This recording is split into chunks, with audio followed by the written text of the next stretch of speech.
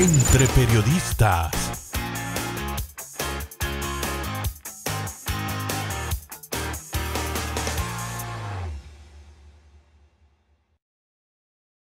Ahora vamos a ver la segunda parte de la entrevista a Arturo López Valerio, ese empresario tecnológico que tanto domina lo que está pasando ahora mismo con el ciberataque y la ciberseguridad. Esta vez estará refiriéndose a la importancia de que las empresas y el sector público tenga un buen sistema de seguridad por lo que implica y por lo que repercute en la vida de las personas, en el común vivir. Estaremos aquí en un momentito con la segunda parte de esta entrevista. Arturo López Valerio. Ok. Sigue subiendo los pisos, entonces. ¿Qué vamos al segundo piso? El segundo piso es el empresarial. Entonces, donde la cosa se complica.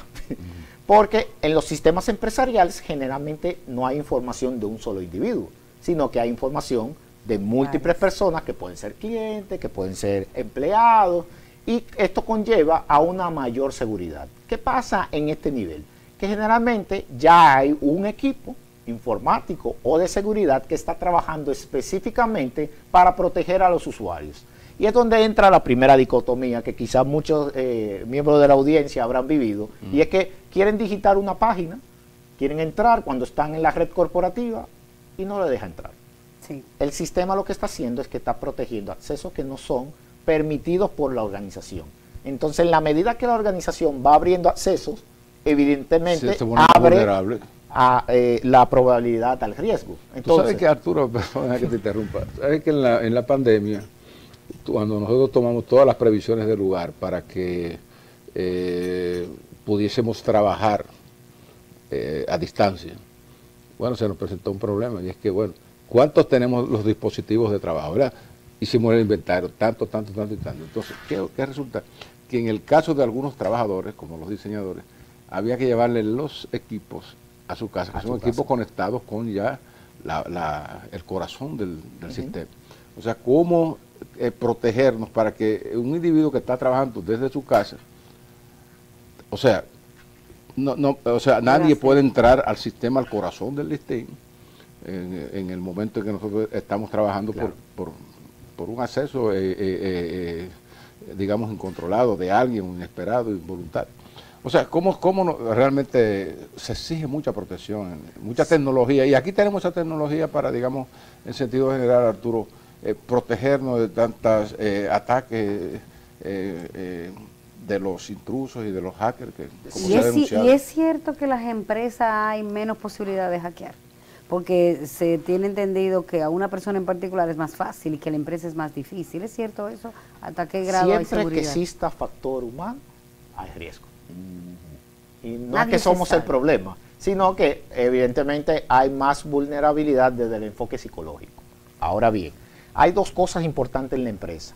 El sistema de cara al público, que es el que está online, accesible por cualquier ciudadano o cliente, y el sistema interno. Y voy a ir con el caso y el ejemplo que usted presenta, con un factor que se añade después de la pandemia, que es el teletrabajo. Sí, entonces, porque en una red, dentro de un edificio, de una organización, la red es segura. ¿Cuál es el factor que vulnera? El individuo que va a trabajar, uno, o los accesos que se van permitiendo, porque hay situaciones atípicas que hay que permitir. Obligatoriamente. Entonces, pero generalmente hay vulneración. Y otra cosa es que no necesariamente los sistemas corporativos, porque veo muchos clientes que se me quejan de eso, no necesariamente son tan dinámicos como los que vemos digitalmente en las redes sociales. ¿Por qué? Porque están pensados para proteger al usuario. Más bien, los sistemas que están públicos, un YouTube, una red social, tienen menos niveles de seguridad, porque están pensados para facilitar el acceso al usuario. Fácil, claro que sí. Ahora, ¿qué pasa? Cuando vemos un tema interno, por ejemplo, diseñadores que están en una red, como mencionó, que tiene que usted llevarlo a una casa a trabajar, hay dos opciones. O le permito trabajar con un equipo remoto personal, en la pandemia ocurrió mucho eso, y la empresa abrió accesos para conectarse a sistemas digitales. Limitado, claro. Ahora, ¿qué pasa? La empresa no controla el dispositivo individual. Entonces, la inversión en ciberseguridad implica que a cada empleado, su kit y su paquete laboral tienen que incluir los equipos. Y eso muchas empresas no lo hacen. Inclusive la famosa flota, que muchas personas se quedan, ahora tengo que andar con 2 teléfonos, señores, más seguro, porque una cosa es el teléfono personal y otra cosa es el teléfono de la empresa, donde hay accesos, claves, elementos de comunicación que no deben quedar en el individuo. ¿Por qué? Porque si se violenta esto, cuando sale un individuo de la organización, usted tiene un problema de que usted no controla el acceso al tercero, y evidentemente, si hay información que queda en este dispositivo, si la tiene él, la tiene el tercero. Entonces ahí es donde entra el WhatsApp, que para mí es la herramienta más compleja ahora en el entorno de todos los niveles del edificio, porque todos queremos conversar en WhatsApp, y WhatsApp no es una herramienta empresarial. En WhatsApp no podemos proteger un secreto profesional.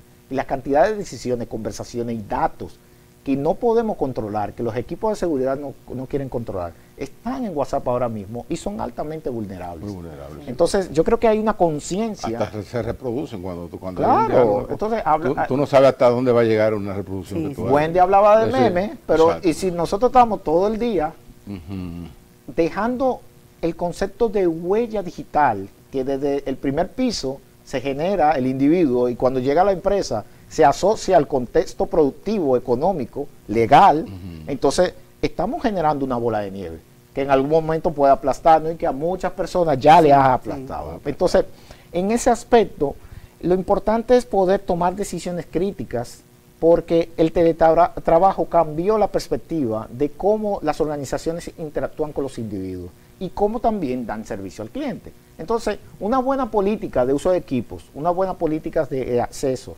y una buena identificación de la cultura en términos de enseñar al empleado, la seguridad no es un problema, porque en el ideario del laboral, literalmente, la seguridad es un problema, y se les discute, y inclusive se hasta hace bullying a informática porque quiere protegerlos, pero su trabajo es garantizar un acceso, porque la empresa puede perder cientos hasta miles de millones de dólares por simplemente un tipo de vulnerabilidad. Ahora, Arturo, pero hemos visto, por ejemplo, que en esas redes que se amplifican, que se abren, bueno, es mucha la información que puede circular, pero, o sea, ¿qué cosas habría, digamos, factibles que hacer para que, por ejemplo, un aspecto fundamental en el desarrollo de esta tecnología, que es el e-commerce, o sea, que lo están usando mucho los bancos ahora, o sea, tienen que abrirse más, o sea, ya no es un espectro mayor, porque ahora yo desde mi casa haciendo operaciones bancarias o operaciones de comercio, pidiendo comida, lo que sea, es decir que entonces la cosa se va haciendo, la base se va haciendo más grande y se va haciendo más complejo entonces la protección de eso. Claro. De esas informaciones. Lo que sucede es que en este segundo piso empresarial hay esa habitación que les mencioné de la cara al público, es lo que usted está abordando. Entonces es donde la empresa se abre para poder interactuar digitalmente con clientes, con proveedores, con intermediarios, en caso de empresas que permiten modelos de intermediación, y que la República Dominicana, y lo digo como especialista de comercio electrónico, estuvo muy ralentizada quizás en los últimos 15 años. Tuvimos una época de oro a principios de milenio, e-commerce, y después un periodo de sequía, vamos a decirlo así, hasta que llega la pandemia, y la única alternativa era echarle mano no al e-commerce, a los flujos digitales, como dice Thomas Friedman, el gran... Como nos pasó a nosotros. Claro, el gran comunicador de New York Times, y básicamente trae unos aspectos fundamentales, y es que vinieron plataformas foráneas, los pedidos ya, los Uber, y crearon la zapata de la interacción empresarial digital. ¿Por qué? Porque ya una empresa no tenía que montar la famosa tienda, que requiere una serie de complejidades para un negocio, y le simplifica la interacción de infraestructura. No tiene que montar todo, simplemente tiene que crear un usuario, y esta empresa, como su negocio es la transacción, sí crean las medidas de inversión, y este es el punto neurálgico. Las empresas dominicanas, si quieren abordar los flujos digitales de ahora en adelante, tienen que invertir en ciberseguridad. Le voy a poner una muestra para que tenga una idea. ¿Es muy caro invertir en ciberseguridad? La inversión de ciberseguridad solamente en un segmento, por ejemplo, en el caso de software de cadena de valor, en Estados Unidos prácticamente la cifra de aparte de más de 10.000 millones de dólares la inversión de este año, solamente para software de cadena de valor. Es decir, yo te pido algo y tú me envías algo. La inversión en República Dominicana para este año, según los estudios que hemos hecho desde Tabuga, es de apenas de unos 6 millones de dólares. Entonces, cuando tú ves el abismo entre la inversión del empresariado local y la inversión, evidentemente, de unas naciones más poderosas del mundo, evidentemente nos lleva a cuestionar no solamente la inversión en ciberseguridad, sino cómo piensa el empresariado nacional en torno a la inversión tecnológica. Y ese es quizá el punto fundamental. El punto crucial. Queremos abordar la época digital, pero tenemos 20 años abordándola en discurso, pero no en inversión. Porque evidentemente las empresas, cuando te das cuenta de, por ejemplo, si hubo un ataque o un secuestro de datos porque abrían una plataforma para que sus clientes o sus proveedores accedan, evidentemente no han invertido lo suficiente para protegerla. Y ahí que se dan cuenta de el valor que han perdido, lo que han perdido. Y el valor hablamos de la protección. Correcto, y hablamos del backup en el primer piso, que es lógico para una persona que tiene un móvil, pero encontramos empresas que arman infraestructuras y literalmente no tienen un resguardo empresarial, porque es muy caro, porque cuando usted empieza a almacenar años y años de información, hay que dejarlo ahí. Y eso cuesta en disco duro, en almacenamiento. Eso pasa como el que no quiere asegurarse, asegurar el vehículo. Es lo mismo. Se no hay dinero todavía y llevarme y confiarme en las eventualidades por el día que te dan el choque y se te daña el vehículo y dices, caramba, qué lástima que no tuve un seguro que me repusiera. ¿Y el Estado entonces en qué situación está? Porque hablamos de la manera personal, del empresariado y el Estado, que es el punto ahí más apetecible para los grandes hackers, porque esa información sí se compra y se vende. O sí hay sectores que están dispuestos a pagar, porque puede afectar la política, puede afectar al presidente, a todo el emporio político, puede afectar una sociedad, a un país, puede afectar internacionalmente. Entonces, a nivel de Estado, ¿cómo está la seguridad y qué hay que hacer para garantizar que no sea afectada como ha sido? De acuerdo. Fíjense, hablamos de 3 pisos. Evidentemente, el último piso es el Estado. En un edificio normal, en cualquier otra parte del mundo, el Estado estuviera en el primer piso. Que no sea una torre. Exactamente. Pero acá, por la manera en cómo nosotros los dominicanos vemos al Estado, para no referirme específicamente a los gobiernos, evidentemente los pone encima, en el ideario. Sí. Entonces, fíjense que hablamos de una ley de ciberseguridad, pero no tenemos construida una campaña para el empresariado de adopción, de inversión y para los ciudadanos para protegerse. Tenemos una policía especializada de cibercrímenes, pero no tenemos campaña de concienciación. Entonces, y de educación también, claro. Arturo, también hay que educar a la... Pero desde las escuelas, porque los chicos están llegando con dispositivos a sus hogares. Ya hay casas inteligentes, pero hace el sector privado porque entiende el contexto donde viven sus clientes, en el sector educativo privado, pero en el público no.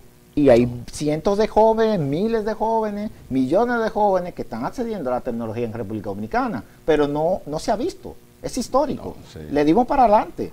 Usamos Pokémon Go, por ejemplo, y todo el mundo está compartiendo su geolocalización. ¿Por qué? Porque la política de Estado no está diseñada para adoptar y crecer, sino para proteger al Estado mismo, no al ciudadano. Y ese es el enfoque del Estado dominicano desde su concepto. Entonces, lo que entendemos es que cuando observamos las acciones recientes y vemos también el Observatorio de Ciberseguridad, que tiene data desactualizada de 2021, cuando se supone que debe contar todos los ataques. Comenzando por ahí, eso es lo primero que hay que hacer. Exacto, todos los ataques que están recibiendo las infraestructuras críticas en la República Dominicana, nos lleva a preguntar, ¿cuál es el objetivo? Y cuando hablamos de la Agenda Digital 2030 y preguntamos cuál es el objetivo, lo que nos damos cuenta es que todavía la conciencia de Estado, no del gobierno, es ombligocéntrica. Yo me miro el ombligo porque necesito existir, necesito recursos, tengo que ser Estado. Cuando realmente la balanza se ha volteado globalmente en los últimos 20 años, tenemos que mirar al ciudadano. Entonces, el Estado está observando, para responder concretamente a tu pregunta, Wendy, las infraestructuras críticas. Por ejemplo, si se hackea una telefónica y suspende el acceso de móviles, es un problema de país, y hay que cuidarlo. La economía se va. Si cae el internet, si caen las infraestructuras del sector financiero, el sistema de pagos del Banco Central. Entonces, ¿hay que cuidarlo? Sí. ¿Necesitamos un marco para protegerlo? Sí. Pero primero necesitamos cambiar la visión. Porque si empezamos a decirle, eso es infraestructura crítica y ahora yo voy a mandar un grupo de burócratas a interferir algo que el Estado está diciendo que debemos cuidarlo, tenemos el riesgo de dañar los flujos que están operando y que no tenían un marco existente. Entonces esta conversación tiene que ser mucho más delicada. Claro que sí. Porque es como que le militaricen el periódico porque es algo crítico. Claro. Espérense, déjenme ser periódico. Y luego, yo lo que tengo que cuidarme. Y debe haber un sistema, y considero que es algo correcto, de un tipo de assessment. Y es básicamente una medición que debería ser un estándar país para que todos los actores puedan mirarse en el espejo, pero tampoco no existe. Queremos medir, queremos proteger lo que al Estado le interesa, pero lo demás está salvaje y silvestre. Y yo creo que esto va en dos razonamientos que debemos tomar en cuenta. Y es que, primero, ¿el Estado debe fortalecerse? Sí, pero debe existir una equidad entre los diferentes sectores, el privado, la ciudadanía, inclusive el tercer sector. Empoderar a la sociedad civil, y de hecho hay un evento de América Abierta y con datos que está organizando la Cámara TIC con una serie de organismos tanto públicos como internacionales, porque va a haber una conversación sobre datos en el mes de septiembre en la República Dominicana, de alto nivel. Eso es importante. Entonces, datos igual a conversación sobre seguridad. Entonces yo creo que los ojos del mundo están sobre la República Dominicana y este tipo de escenarios nos van a ayudar a entender que debemos integrar a los sectores porque todos, como mencioné en el primer piso, generamos datos. Y rápidamente, mira Arturo, tal vez no lleguemos a los últimos pisos de arriba.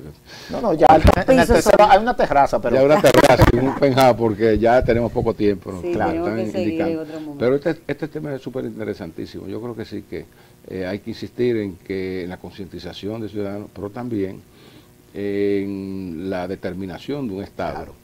De pensar como prioridad nacional lo que es la defensa de la data pública, la data nacional, porque cuando la gente ve que el sistema electrónico de un banco grande se paraliza, a no decir que colapsó, y tú no puedes hacer ya tus transacciones habituales, ya tú comienzas a sentir. Y eso pasa con otros muchos sistemas y puede pasar a nivel macro con las cosas ya usuales y necesarias de un ciudadano. Pero de eso vamos a hablar ya, Wendy, ¿verdad? En otro momento. Vamos a decir que Arturo se quedó en un piso y le falta subir. Sí, nos falta la terraza. Nos falta la terraza y allá arriba entonces hacemos... Tenemos que seguir conversando de ese tema que es tan importante y que nos afecta a todos. Y algo que me interesa saber a mí, ¿cómo es que logran hacer el hackeo? Pero lo hacemos en otro programa, porque ya, verdad, hemos finalizado. Vamos a ver si en otro momento podemos entrar un poquito más en lo técnico y ver todas las fórmulas que utilizan para entrar y cuáles son las técnicas que se utilizan para evitar que se entre. ¿Verdad? Para que aprendamos un poquito más de tecnología. Pues despedimos a Arturo Valerio, quien ha estado conversando con nosotros este interesante tema de la ciberseguridad, cómo conservar nuestros datos y cómo seguir mostrando parte de lo que hacemos, ¿verdad? Claro. Sin que eso nos represente pérdidas y que dejemos de seguir viviendo como lo hemos estado haciendo hasta ahora. La próxima semana seguimos con mucho más aquí, Entre Periodistas. Entre Periodistas.